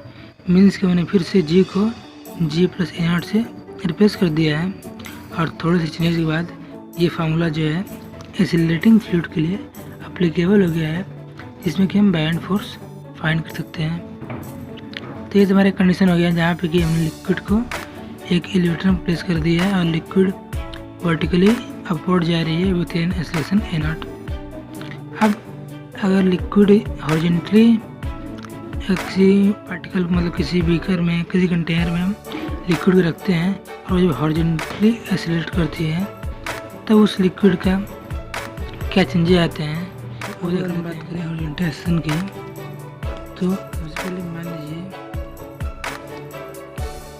कि हमने बीकर लिया, मान लीजिए कि ये बड़ा सा बीकर है, ये हॉरिजॉन्टल सरफेस पे रखा हुआ है, ठीक है, और ये एक एक्सेलरेशन a नॉट से मोशन कर रहा है, इसमें वाटर भरा हुआ है। अब ये एक एक्सेलरेशन a नॉट से मोशन कर रहा है, ठीक, जो इसका अपर सरफेस होगा वो कुछ इस तरह होगा, मीन्स कि इस साइड का ऊपर, इस साइड का नीचे। ऐसे हम दो पॉइंट कंसिडर करते हैं, एक है पॉइंट ए और दूसरा है पॉइंट बी। अब इन दोनों पॉइंट्स के अलावा हम एक स्मॉल एरिया फॉर्म कर लेते हैं, स्मॉल एरिया जो कि दोनों के एरिया इक्वल होगी डेल्टा एस। एरिया हो गया डेल्टा एस। अगर हम इन दोनों पॉइंट्स को मिला दें तो एक सिलेंडर का फॉर्म कर लेते हैं, ठीक है। हमने एक का एरिया कंसिडर किया डेल्टा एस। अब अगर प्रेशर जो है, प्रेशर 8A अगर P1 डेल्टा एस और प्रेशर 8B हो जाएगा P2 डेल्टा एस, क्योंकि बॉडी एक्सेलरेट कर रही है तो इन दोनों का जो प्रेशर है वो सेम नहीं रहेगा, ठीक है।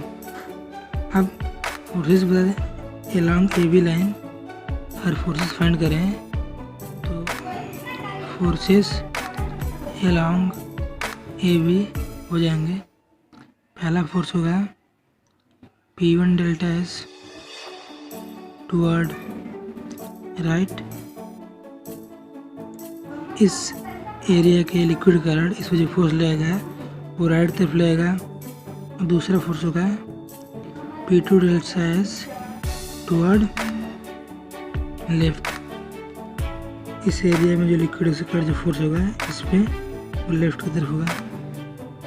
अब बॉडी एक्सेलरेट करी है तो हम अगर Newton second law of motion लगाएं तो according to Newton second law, Newton के सेकंड लॉ के according P1 delta S minus P2 delta S equal to होगा m a नॉट के, क्योंकि एक्सेलरेशन राइट में है, इसका डायरेक्शन राइट है तो ये पॉजिटिव होगा और इसका डायरेक्शन लेफ्ट है तो ये नेगेटिव हो जाएगा। जैसे हम डेल्टा एस कॉमन लें P1 माइनस P2 इंटू ए डेल्टा एस के। और अगर हम मास की बात करें तो मास ऑफ फ्लूइड के हमने फाइंड किया था, मास इक्वल टू होता है density of fluid into volume of fluid. Density इसकी अगर रो है तो वॉल्यूम हो जाएगा डेल्टा एस इसके एरिया, और मान लेते हैं कि इस ए से बी का जो लेंथ है वो है एल।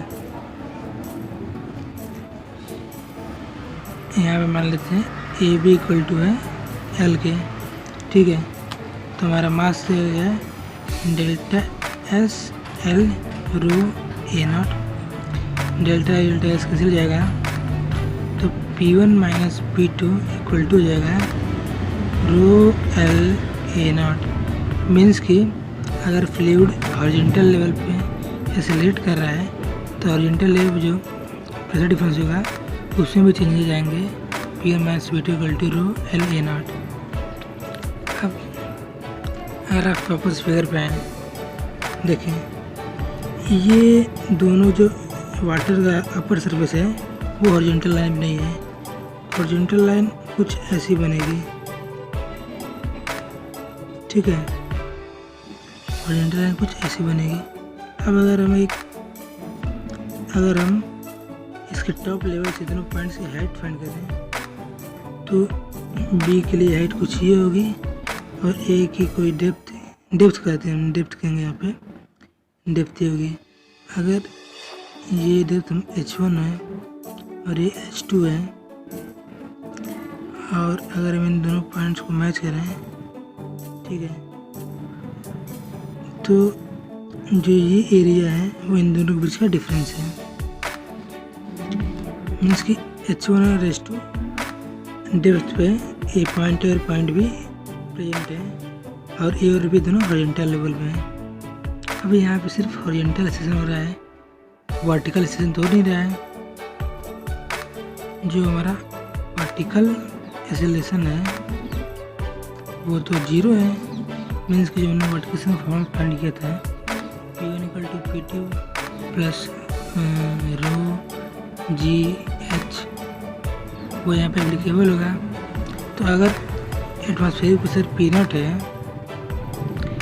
तो P1 इक्वल टू हो जाएगा P0 plus H1 rho G, and P2 equal to हो जाएगा P0 प्लस H2 रो जी। जो ये दोनों प्रेशर हैं वो प्रेशर हैं from the free surface, from free surface से। अब P1 और P2 वैल्यू को हम इसमें पुट करते हैं तो हमें क्या मिलेगा, P1 naught plus H1 rho G minus P2 naught minus H2 rho G equal to rho L A naught. P0 से P0 कैंसिल, रो अगर हम यहाँ से रो कॉमन लें तो रो कैंसिल हो जाएगा, तो मिलेगा H1 minus H2 g common लेंगे, g equal to l A naught. अगर एल को इस साइड लाएँ और जी को इस साइड ले जाएँ तो H1 minus H2 upon L equal to होगा ए नॉट बाई जी के। हमको क्या मिला है, H1 minus H2 upon L equal to a naught g. अगर हम आप फिगर में आप ध्यान रखिए तो H1 ये है, H2 ये है।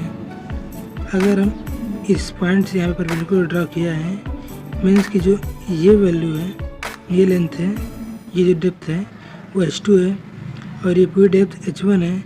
तो अगर हम इस डेप्थ को फाइंड करें तो ये डेप्थ हो जाएगा H1 माइनस H2 के, H1 माइनस H2 के, ठीक है। और जो ये लेंथ है, ये जो लेंथ है ये इक्वल टू है एल के, इक्वल टू एल के। तो अगर हम, और जो ये लाइन है ये एक हॉरिजॉन्टल लाइन है वाटर की, ठीक है। तो अब अगर हम फाइंड करना चाहें कि जब हम बॉडी को इस बीकर को एक्सीलरेट करा रहे हैं तो वाटर का एक साइड का जो लेवल है वो ऊपर जा रहा है और एक साइड का जो लेवल नीचे आ रहा है। मीन्स कि हॉरिजॉन्टल लेवल से उसका जो फ्री सरफेस है, इसको कहेंगे फ्री सरफेस, उसमें कितना इंक्लेशन हुआ है, तो ये होगा यहाँ पे जो इन दोनों के जो एंगल होगा, मान लीजिए एंगल थीटा है, वही होगा इंक्लेशन। तो tan थीटा इक्वल टू होता है परपेंडिकुलर अपन है बेस। परपेंडिकुलर क्या है, h1 माइनस h2, बेस है l, मीन्स कि जो हमने यहाँ पे फाइंड किया है h1 minus h2 upon l, ये इक्वल टू होगा tan थीटा के, means tan theta equal to होगा a0 बाई जी के, और यहाँ पे जो थीटा है इंक्लिनेशन है, inclination of free surface. Free surface जो है उसका इंक्लिनेशन फ्रॉम हॉरिजॉन्टल लेवल से, from horizontal level, horizontal level से फ्री सरफेस ने इतना इंक्लिनेशन किया है, इतना इंक्लाइन किया है। तो ये हमने इंक्लिनेशन फाइंड कर लिया। हॉरिजॉन्टल एक्सेलरेशन अगर लिक्विड कर रहा है तो उसके लिए प्रेशर डिफरेंस फार्मूला फाइंड कर लिया है, P1 minus P2 equal to rho L A0। तो ये हमने दोनों कंडीशन देख ली है, एक वर्टिकल के लिए और एक हॉरिजॉन्टल के लिए। अगर फ्लूइड एक्सेलरेट कर रहा है तो प्रेशर डिफरेंस क्या क्या होंगे, ठीक है। अब हमारा जो नेक्स्ट टॉपिक है वो है फ्लो ऑफ फ्लूइड, मीन्स कि हम फ्लूइड के फ्लो के बारे में बात करें कि कैसे कैसे फ्लो करता है वो फ्लूइड, मीन्स कि फ्लूइड फ्लो कैसे करता है। फ्लूइड फ्लो करने के एक मैकेनिक्स होता है, एक सिंपल मैकेनिक्स के अकॉर्डिंग फ्लूइड फ्लो करता है। जैसे कि मान लीजिए ये रिवर फॉल है, ये रिवर फॉल है, ठीक है। तो जो लिक्विड है यहाँ से फ्लो किया, फ्लो करते करते यहाँ पे गिरा, गिरने के बाद फिर एक स्ट्रेट लाइन में इधर फ्लो करने लगा। लेकिन अब अगर एक किसी पर्टिकुलर पार्टिकल को ऑब्जर्व करें आप, तो भाई पहले तो पार्टिकल यहाँ पे स्ट्रेट लाइन में नीचे आया, लेकिन जैसे ही वो कांटेक्ट में सरफेस पे आया वो जंप करेगा, टकरा के शायद इधर चल जाए, इधर जाए, इधर जाए, इधर जाए, मतलब किसी भी साइड जा सकता है। और ऐसे सारे पार्टिकल्स डिफरेंट डिफरेंट डायरेक्शन में फ्लो कर रहे हैं, लेकिन उनका कंबाइंड जो फ्लो है वो एक सेम डायरेक्शन है। तो अगर आप किसी भी पार्टिकल कंबाइंड फ्लो निकालते हैं तो वो निकालना आपको आसान होगा, लेकिन एक पर्टिकुलर पार्टिकल्स का फ्लो फाइंड करना बहुत ही डिफ़िकल्ट है। अब ये तो लिक्विड की बात हुई। अगर गैस की भी देखें तो गैस में बहुत सारे स्मोक्स जो होते हैं, स्मोक जो निकलते हैं वो डिफरेंट डायरेक्शन फ्लो करते हैं। जैसे कि जो स्मोक निकलते हैं, बाइक से स्मोक निकलता है, ठीक है। उसके बाद हमारा ये लकड़ी से हुआ, कोल से हुआ, और जितने भी सब पार्टिकल्स हैं जो गैस निकलती है, जो स्मोक निकलता है, वो अगर हम कंबाइंड देखेंगे तो कंबाइंड वो किसी सेम पाथ में फ्लो कर रहेंगे। अगर पार्टिकल्स के पार्टिकल्स फाइंड करेंगे तो पार्टिकल डिफरेंट डायरेक्शन होगा। तो इस बेसिस पे फ्लो ऑफ फ्लूइड को दो पार्ट में भाग है, मतलब कि फ्लूइड जो है दो टाइप से फ्लो करता है। फ्लो ऑफ फ्लूइड को दो टाइप्स में डिवाइड किया गया है। पहला टाइप क्या है, स्टेडी फ्लो, और दूसरा जो टाइप है वो है turbulent flow. Steady flow and turbulent flow. सबसे पहले हम स्टेडी फ्लो देख लेते हैं कि स्टेडी फ्लो क्या होता है। तो यहाँ पे क्या कहते हैं, मान लीजिए कि हम ग्लास ट्यूब लेते हैं कुछ इस शेप का, अब इससे वाटर फ्लो कर रहा है, इधर से फ्लो करते हुए जा रहा है, ठीक। अब हम क्या करेंगे कि यहाँ पे एक पॉइंट लेंगे, पॉइंट ए, और यहाँ पे एक और पॉइंट लेंगे, पॉइंट बी। अब पॉइंट ए पे जो लिक्विड की स्पीड होगी किसी पार्टिकल की, लिक्विड के किसी भी पार्टिकल का जो स्पीड होगा वो पॉइंट बी पे जो लिक्विड की स्पीड होगा उससे डिफरेंट होगा। मीन्स कि यहाँ पे जो वेलोसिटी है लिक्विड की और जो यहाँ वेलोसिटी है वो डिफरेंट डिफरेंट है। ठीक, यहाँ पे जो एरिया ज़्यादा है, यहाँ पे एरिया कम है, मीन्स कि हो सकता है यहाँ पे स्पीड कम हो, यहाँ पे स्पीड ज़्यादा हो। अब अगर हम कुछ इस तरह देखें, मान लीजिए हमने दो पार्टिकल्स लिए, एक पार्टिकल ये है P1, एक पार्टिकल ये है P2। P1 जो है P2 से आगे है।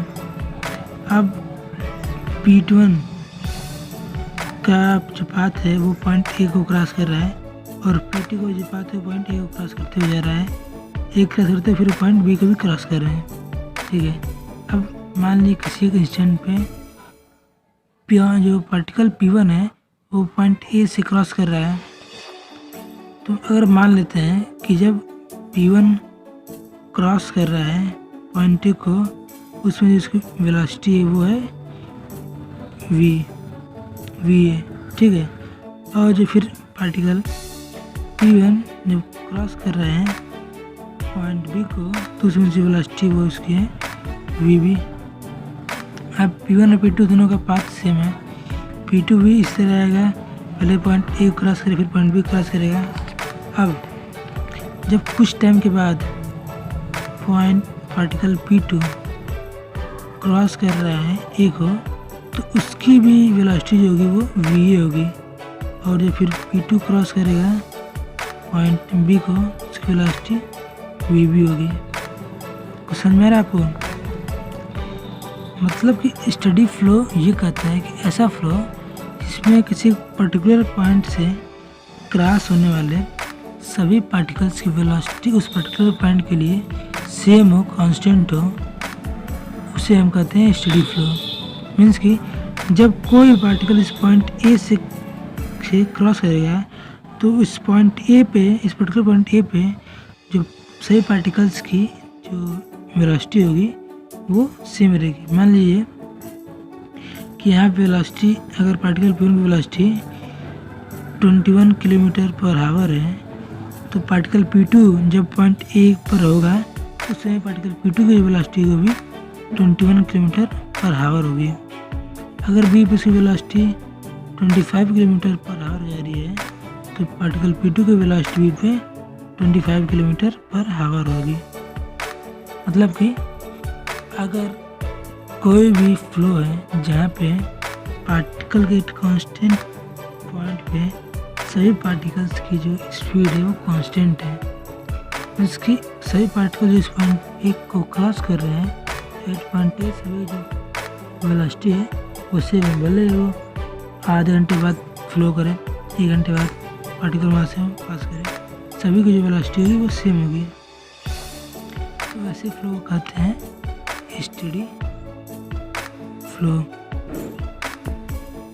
मतलब कि किसी पार्टिकल पे, किसी पॉइंट पे वाटर के सभी पार्टिकल्स की अगर स्पीड वेलोसिटी कांस्टेंट रहती है और वाटर फ्लो कर रहा है, तो ऐसे फ्लो कहते हैं स्टडी फ्लो। अब टर्बुलेंट फ्लो क्या है?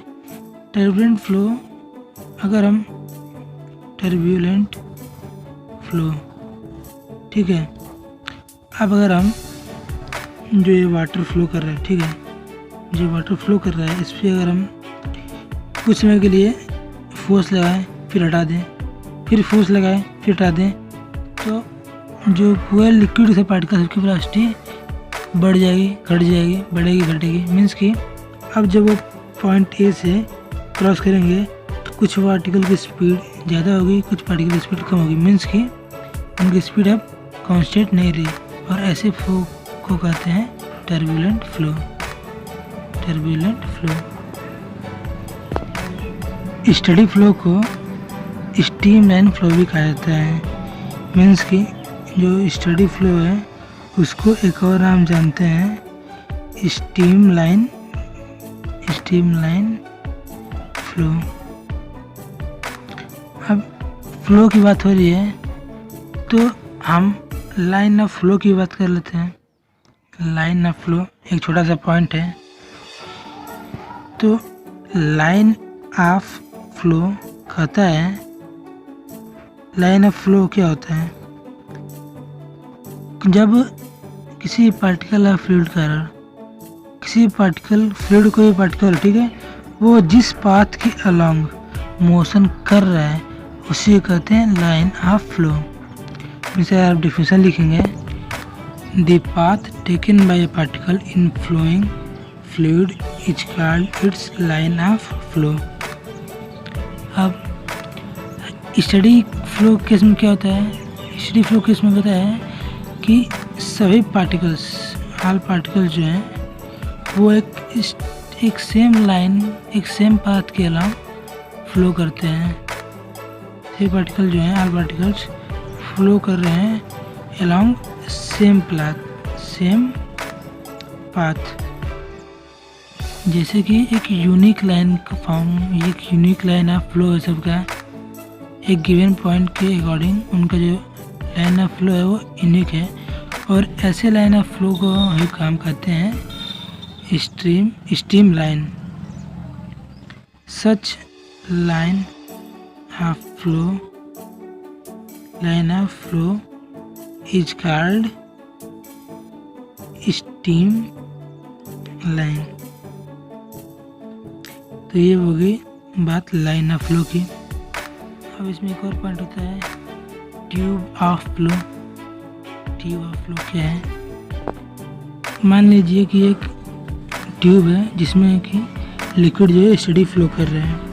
अब इसमें क्या करेंगे, इसमें हम एक एरिया कंसिडर करेंगे S। हमने एक एरिया कंसिडर कर लिया S, ठीक है। अब इस एरिया के अकॉर्डिंग स्टडी फ्लो कर रहा है, मीन्स कि इसमें जो लाइन ऑफ फ्लो होगा वो स्ट्रीम लाइन होगा, ठीक है। उन सही पॉइंट्स के लिए, इस एरिया के सही पॉइंट्स के लिए स्ट्रीम लाइन हम फॉर्म कर लेते हैं। मान लीजिए वो कुछ इस तरह होंगे, कुछ इस तरह की स्ट्रीम लाइन फ्लो कर रहे हैं, ठीक है। तो अगर आप इसको देखें ध्यान से तो आपको लगेगा कि जो सारी स्ट्रीम लाइन है, अगर उनको इनक्लोज करें तो वो just like as a tube दिखते हैं। मीन्स कि अगर इन सभी स्ट्रीम लाइन्स को अगर हम इनक्लोज कर दें तो जस्ट लाइक ए ट्यूब देखते हैं, जिसका जो area of cross section S है, area of cross section S है। और इस टाइप के ट्यूब हम कहते हैं tube of flow. Tube of flow means कि हमने एक स्मॉल एरिया कंसिडर किया डेल्टा S, उसके सारे पॉइंट्स के जो स्ट्रीम लाइन्स हैं उसको फॉर्म कर लिया। अब वो जो स्ट्रीम लाइन है वो एज ए ट्यूब इनक्लोज हो रहा है, और ऐसे ट्यूब्स को हम कहते हैं ट्यूब ऑफ फ्लो। मीन्स कि ट्यूब ऑफ फ्लो जो है सिर्फ स्टडी फ्लो के लिए फॉर्म होता है। स्टडी फ्लो केस में ट्यूब ऑफ फ्लो फॉर्म होता है। तो ये हो गया हमारा छोटा सा पॉइंट ट्यूब ऑफ फ्लो। जो होता है इरोटेशनल फ्लो, यह फ्लो सिर्फ इनकम्प्रेसिबल और नॉन विस्कस फ्लूइड्स के लिए होता है। मीन्स कि जब अगर फ्लूइड जो है इनकम्प्रेसिबल हो एंड नॉन विस्कस हो, ठीक है, तब ये फ्लो परफॉर्म होता है। जैसे कि अगर कोई फ्लूइड है वो इनकम्प्रेसिबल है और नॉन विस्कस है, तो उस कंडीशन में उस फ्यूल के जो फ्लो का एनालिसिस होता है वो बहुत ही आसान होता है। और ऐसे टाइप के फ्लो को हम कहते हैं इरोटेशनल फ्लो।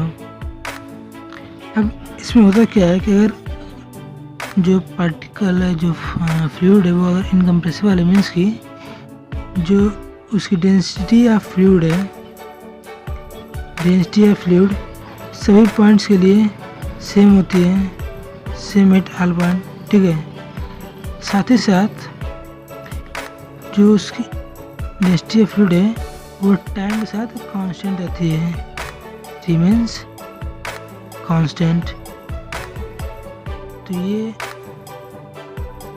मतलब ये जो पॉइंट्स हैं ये प्रॉफिटेबल हैं फ्लूइड्स के लिए, क्योंकि फ्लूइड्स इन पॉइंट्स अगर ये कंडीशंस हैं तो फ्लूइड इनकम्प्रेसिबल है, और इनकम्प्रेसिबल फ्लूइड का फ्लो फाइंड करना बहुत ही सिंपल होता है, बहुत आसान होता है।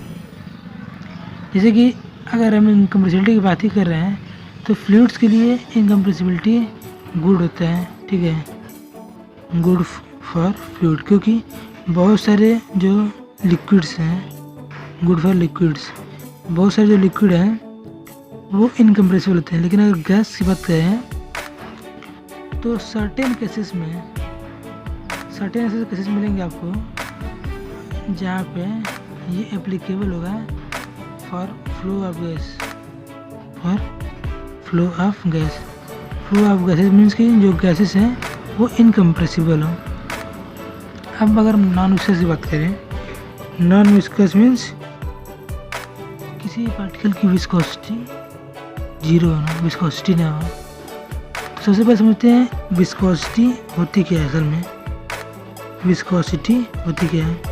विस्कोसिटी मीन्स कि फ्लूइड्स के बीच में जो लेयर्स होते हैं, फ्लूइड के बीच में ये फ्लूइड फ्लो कर रहा है तो ये फ्लूइड लेयर में फ्लो करता है, तो इन लेयर्स के बीच में एक इंटरनल फ्रिक्शन होता है, इंटरनल फ्रिक्शन होता है बिटवीन लेयर्स जब ये फ्लूइड फ्लो कर रहा है। अब नॉन विस्कस फ्लूइड केस में क्या होता है कि हम इससे इंटरनल फ्रिक्शन को नेग्लेक्ट करते हैं, मीन्स कि इंटरनल फ्रिक्शन होगा तो मैकेनिकल एनर्जी का लॉस्ट होगा विस्कस फोर्स के अगेंस्ट, ठीक है, विस्कस फोर्स के अगेंस्ट मैकेनिकल एनर्जी का लॉस्ट होगा, लॉस्ट ऑफ मैकेनिकल एनर्जी,